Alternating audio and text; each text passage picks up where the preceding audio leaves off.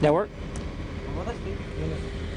With Afghan forces taking the lead for combat missions across Afghanistan, having soldiers ready to provide aid and treat casualties is just as essential to victory as having soldiers trained to fight.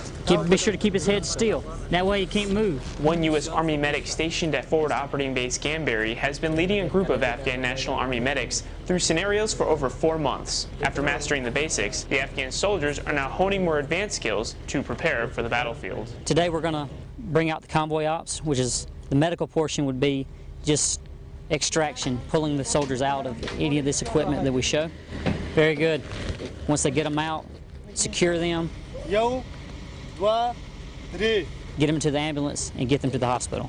As the Afghan medics go through each step of their combat lifesaver scenarios, it's clear they have worked hard to remember the techniques for every casualty diagnosis. When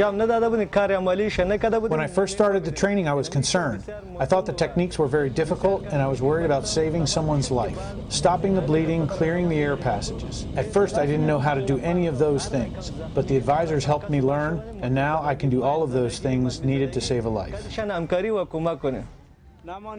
The scenarios have gotten more complicated to try and simulate the random issues that may prevent easy extraction from the fight. What we're doing now is we're practicing an evacuation out of a Ranger.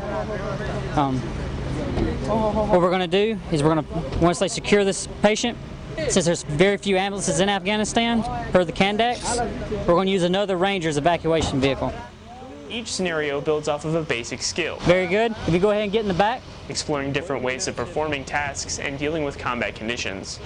In a roll-up with our training we just did, we used improvised Casevac to move the casualty. With the ambulances having a chance of going down and batteries being a problem in Afghanistan, this is our next best thing, and they did a great job improvising.